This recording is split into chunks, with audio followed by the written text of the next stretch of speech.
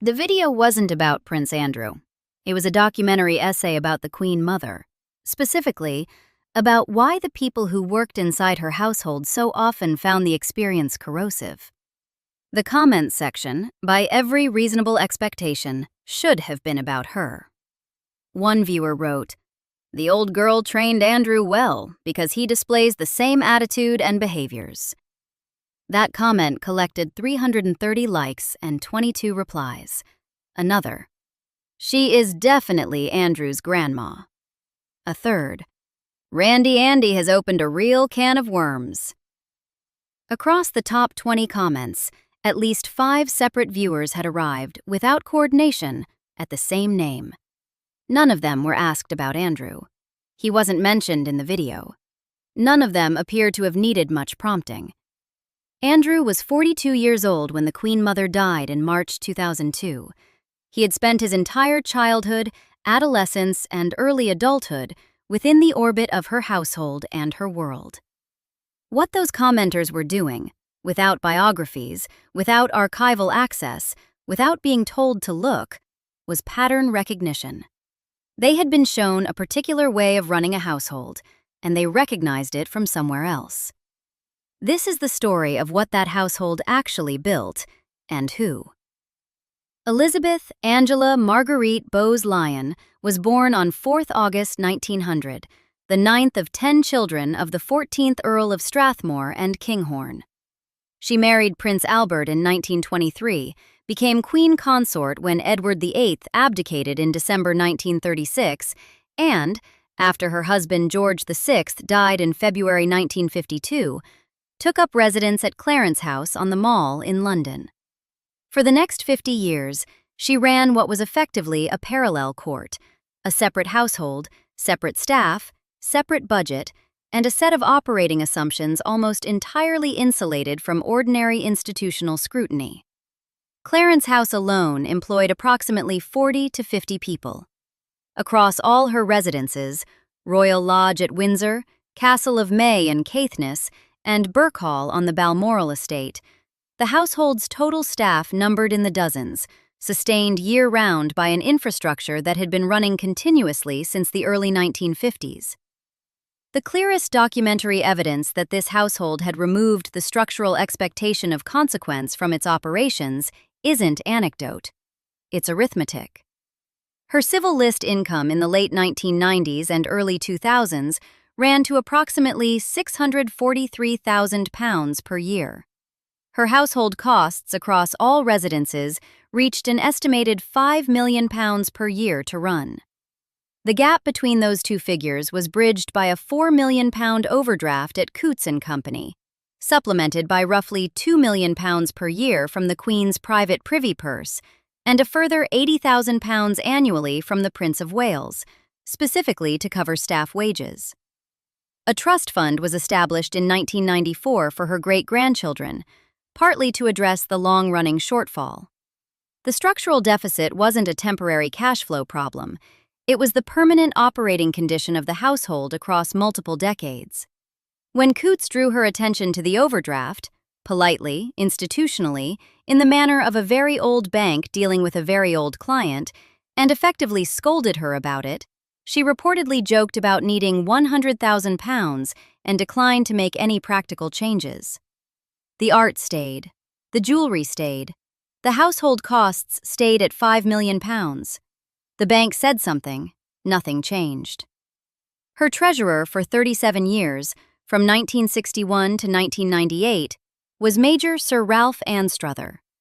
One published account describes him as meticulously dressed, with a hazy idea of costs, appointed explicitly to impose order, if not limits, on the household's spending.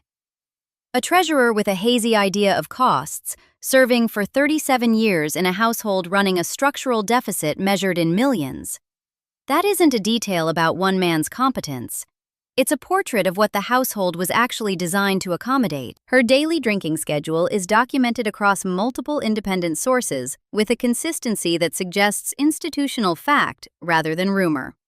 Pre-lunch, a gin and Dubonnet. Evening, gin and tonics. With dinner, champagne. Afterwards, whiskey or port.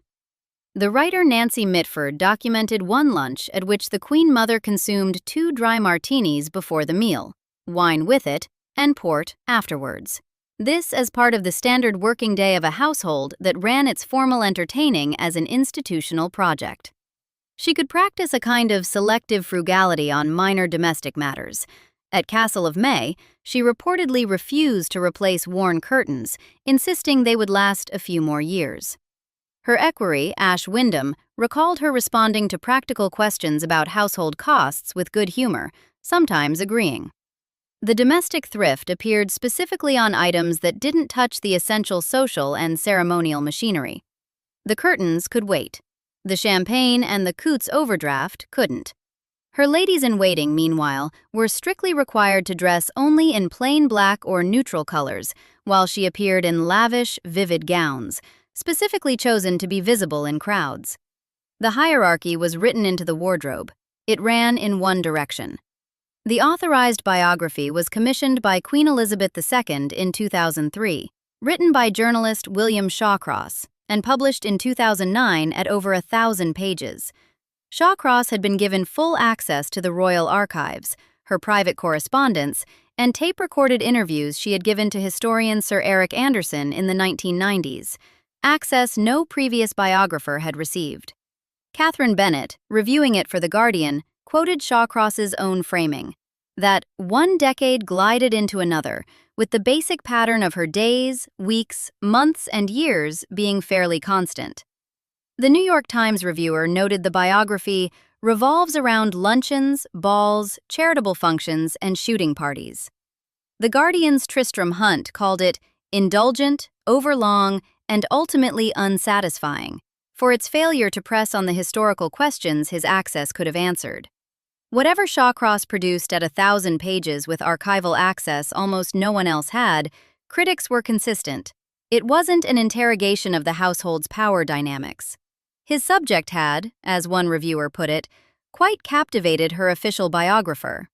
What Shawcross did preserve, apparently without registering its full analytical weight, was a pair of nicknames. Household staff reportedly called the Queen Mother the Imperial Ostrich, because she avoided facing disagreeable family matters. At Balmoral and Birkhall, the staff's other name for her was the Chief Toad, used in contexts suggesting she was perceived as domineering and difficult in her domestic command.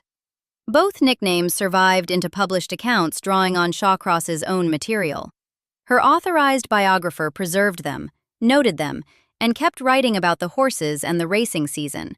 The Authorized biography's silences about the household's accountability norms are themselves evidentiary. Shawcross was selected by the palace, given access that required the palace's sustained cooperation.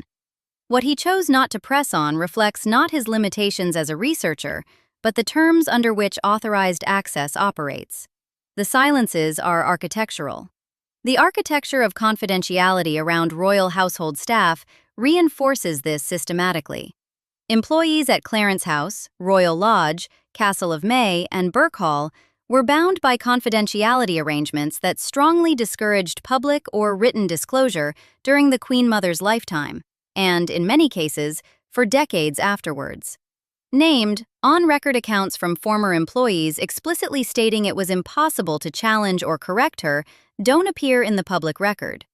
That absence does not disprove the experience. The confidentiality architecture was designed to produce exactly this silence, and it produced it with remarkable consistency. When the mechanism was tested, when someone who had served the household spoke honestly about what she had witnessed, the response is documented in one case with particular clarity. Marion Crawford had been nanny to the young Princess Elizabeth and Princess Margaret for 17 years, starting in the mid-1930s. She helped raise both daughters through childhood and into early adulthood, and left when Elizabeth married in 1947. In 1950, she published a memoir. It was fond, careful, modestly revealing, written with evident affection. The Queen Mother concluded that Crawford had gone off her head. Neither the Queen nor the Queen Mother ever spoke to Crawford again. She was described by multiple accounts as having been cast out as if she had committed treason. Her royal connections severed, the social world of the family she had served for 17 years closed to her permanently.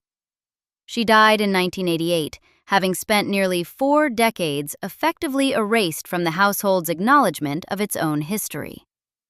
The book was harmless. The offense was the speaking itself. A household that responds to 17 years of loyal service ending in a fond memoir as an act of treason does not need explicit prohibitions to maintain its silence. The lesson traveled without being stated, and it traveled far.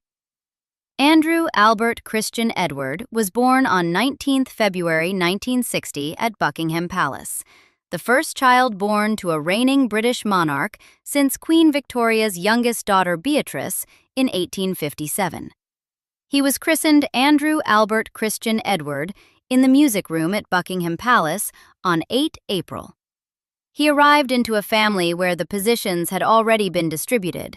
Charles was the heir, Anne was the daughter, and Andrew came of age during the monarchy's period of post-war settled stability rather than its anxious reconstruction.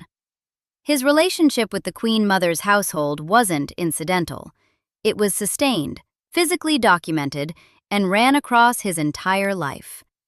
When the Queen and Prince Philip undertook Commonwealth tours during Andrew's early childhood, the Queen Mother stepped in to help care for the younger children, Andrew and Edward among them. Commonwealth tours in the early 1960s ran for weeks, sometimes months, and required a reliable alternative center of domestic life. Clarence House, the Queen Mother's primary London residence for 50 years, served as a consistent family gathering point throughout Andrew's childhood and adolescence. Birk Hall, her Scottish retreat on the Balmoral estate, was the setting for extended summer family gatherings with her as host across all the decades Andrew was growing up.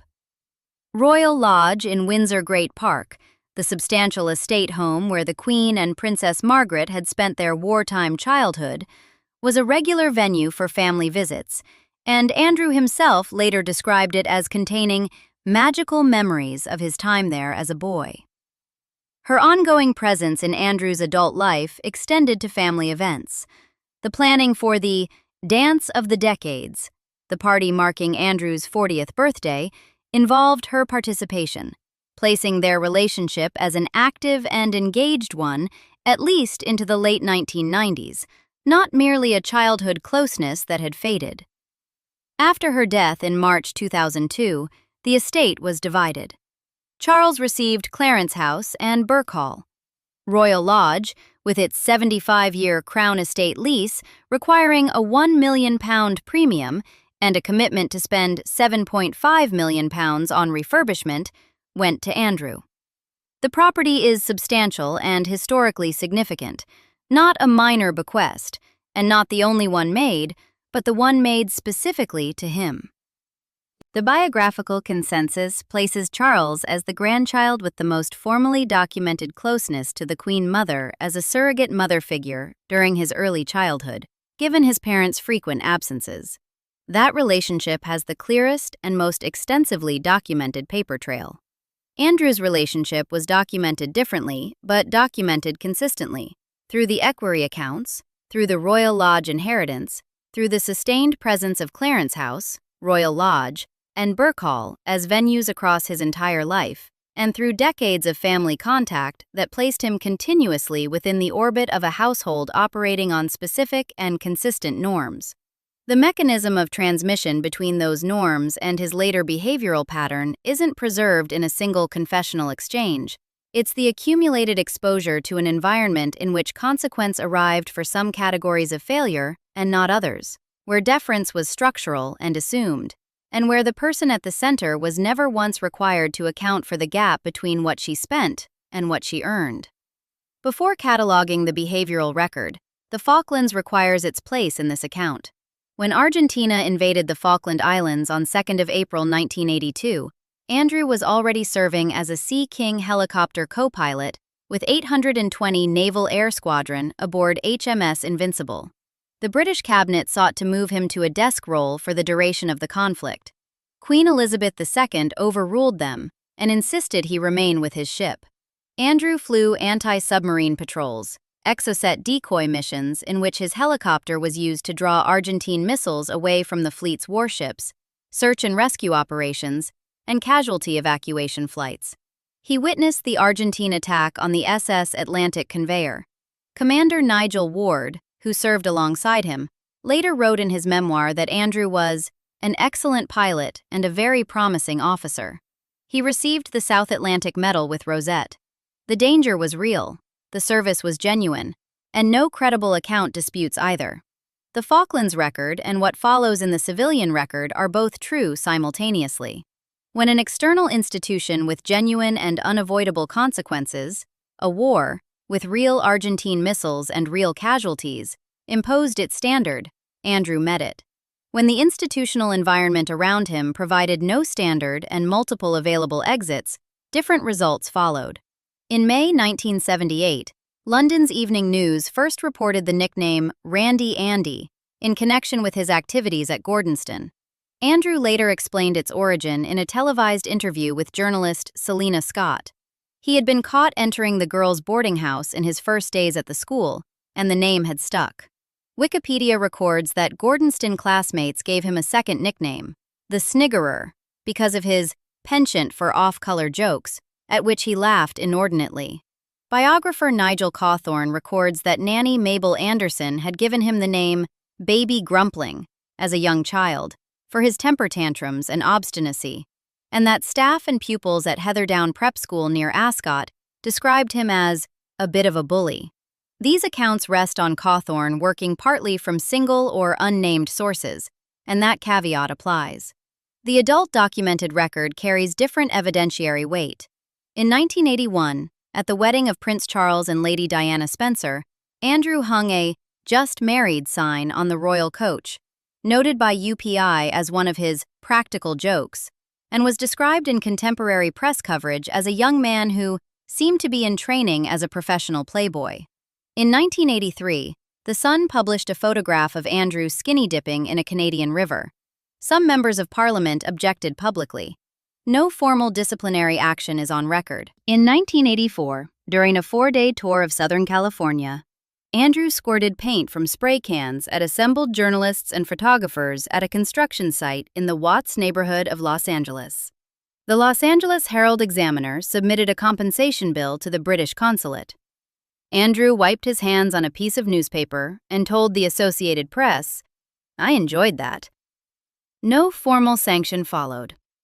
After his 2001 retirement from the Royal Navy with the rank of commander, Andrew became the UK Special Representative for International Trade and Investment, a role that generated its own accumulation of documented concerns about his financial dealings and associations.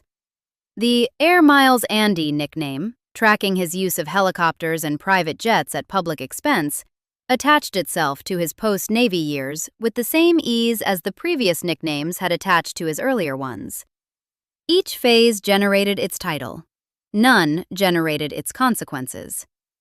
Andrew Lowney's 2025 biography, entitled The Rise and Fall of the House of York, documents a pattern of staff treatment extending across Andrew's career.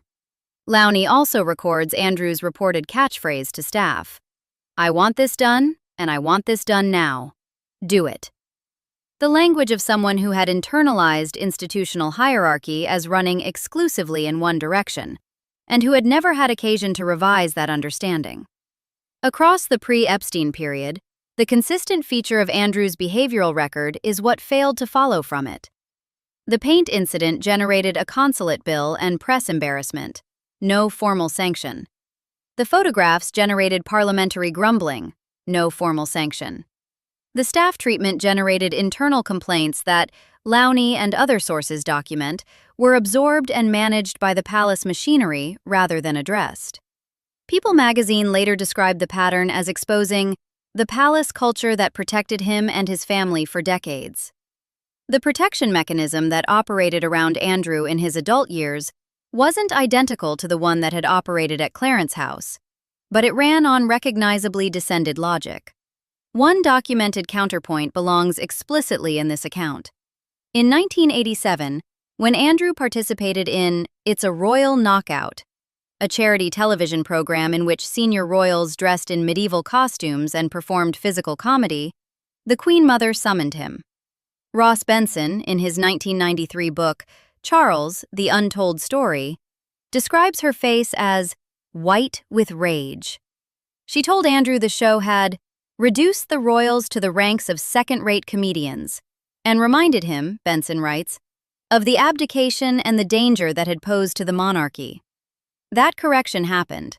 It's documented from a named source. The Queen Mother could and did intervene when she judged it necessary. What the episode reveals is the precise calibration of that judgment. Her rage appeared when the crown's visible image had been publicly degraded on national television. 3 years earlier, Andrew had squirted paint at journalists in California and wiped his hands on a newspaper while announcing he had enjoyed it. No documented summoning followed that.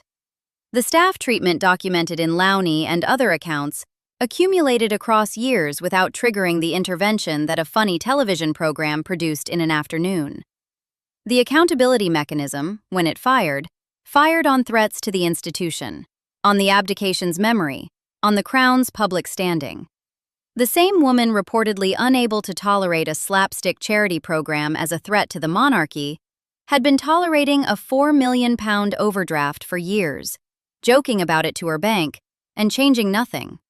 Different triggers, same household. A very specific and consistent sense of what required correction and what didn't. To understand where this pattern comes from, it helps to go back one generation, to the daughter who passed through the same household first. Princess Margaret Rose was born at Glamis Castle on 21 August 1930, the second and final daughter of Albert and Elizabeth.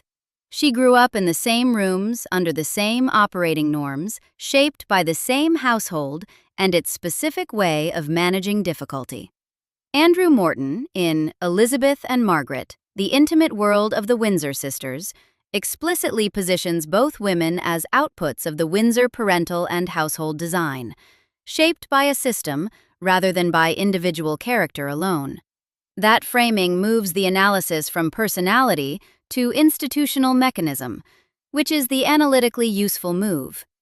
Craig Brown's 2017 Ma'am Darling, 99 Glimpses of Princess Margaret, builds its portrait through accumulated vignettes.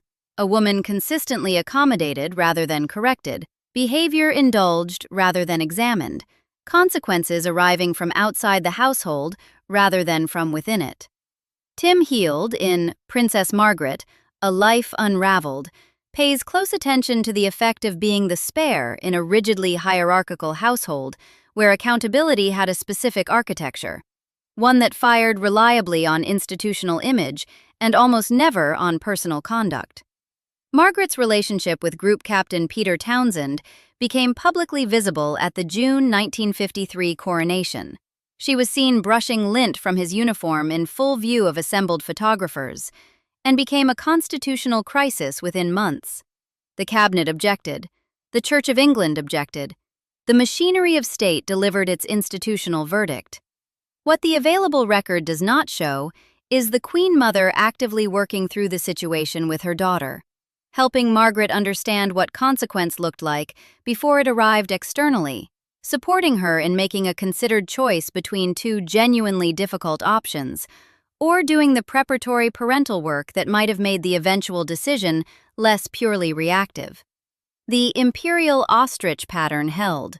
The disagreeable family matter was managed at institutional distance, while the household itself looked away. Margaret announced in October 1955 that she wouldn't marry Townsend, framing the decision in terms of Christian duty and the constitutional obligations she had been raised to understand as paramount.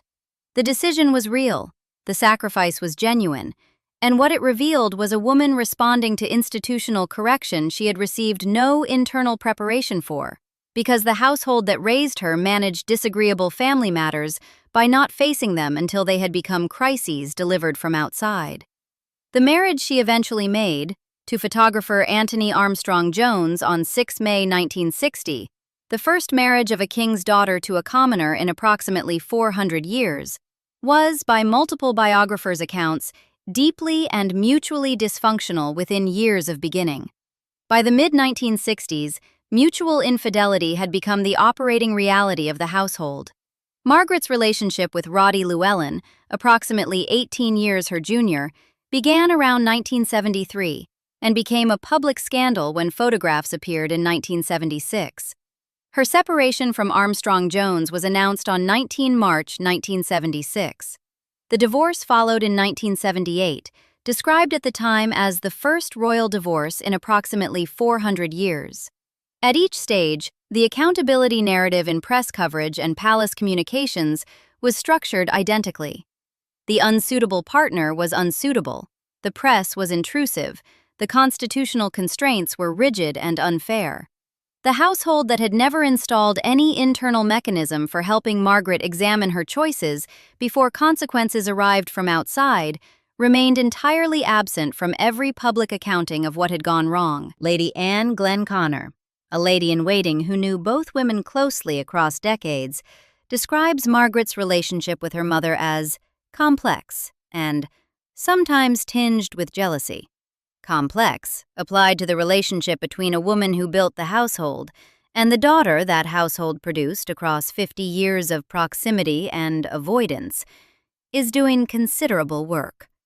Margaret died on 9 February 2002, following complications from strokes.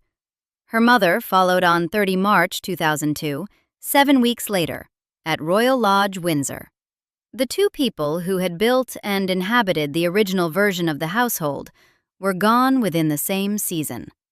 What followed in Andrew's case accumulated across 2 decades.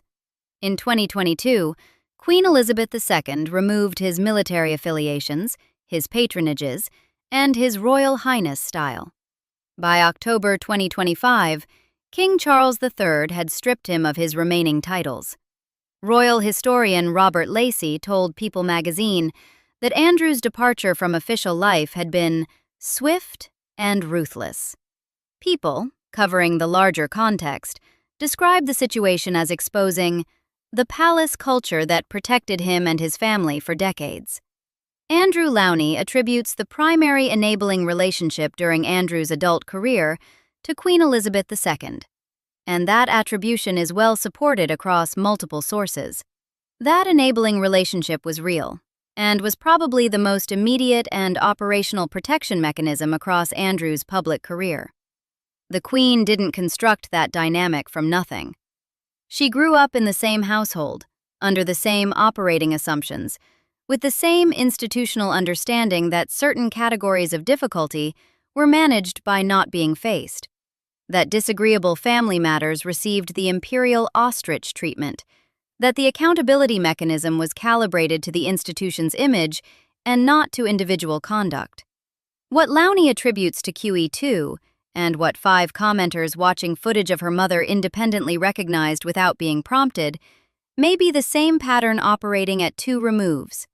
A woman who built the culture, a daughter who inherited and extended it, and a grandson who absorbed it from both.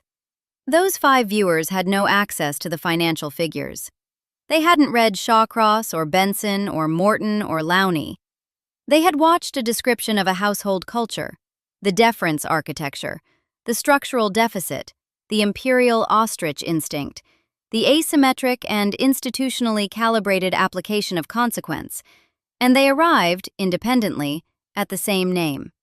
The old girl trained Andrew well because he displays the same attitude and behaviors. 330 people agreed with that in writing. That convergence is worth taking seriously not as documented causation, but as signal. The accumulated pattern recognition of people paying attention to the shape of the thing rather than the inventory of its individual scandals. The household at Clarence House, at Royal Lodge, at Burke Hall, at Castle of May, was a specific kind of environment. Its staff were loyal, long-serving, and structurally insulated from delivering any message that might be unwelcome. Its finances ran at a structural deficit that was tolerated and subsidized rather than corrected across decades. The woman at its center avoided disagreeable family matters as a matter of documented institutional practice. When someone stepped outside the code of silence, as Crawford did in 1950 with a harmless memoir, they were cast out as traitors. When behavior crossed a line, the line was almost always institutional. The Crown's image, the abdication's memory, the visibility of the damage on national television. Personal conduct below that threshold received no equivalent correction. Margaret came of age in that system and managed consequence by having it arrive from outside, from constitutional constraints and press scandal, rather than from any internal mechanism built into her formation. Andrew came of age in the same system one generation later, with the same operating assumptions installed across 42 years of continuous exposure.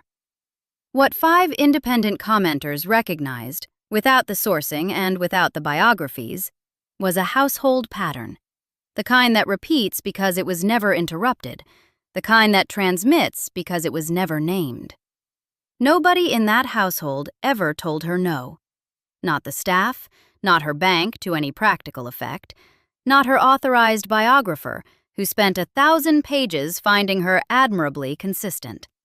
And by the time it was her grandchildren's turn to test the same rule, one of them had already learned it as a way of surviving a difficult marriage, and one of them had learned it as a way of surviving nothing at all. Same house, same silence. Same woman standing at the center of it every single time, never once asked to explain herself, because the one lesson that household taught better than any other was that nobody ever has to. If you want more stories that go beneath the headline to what actually built it, subscribe.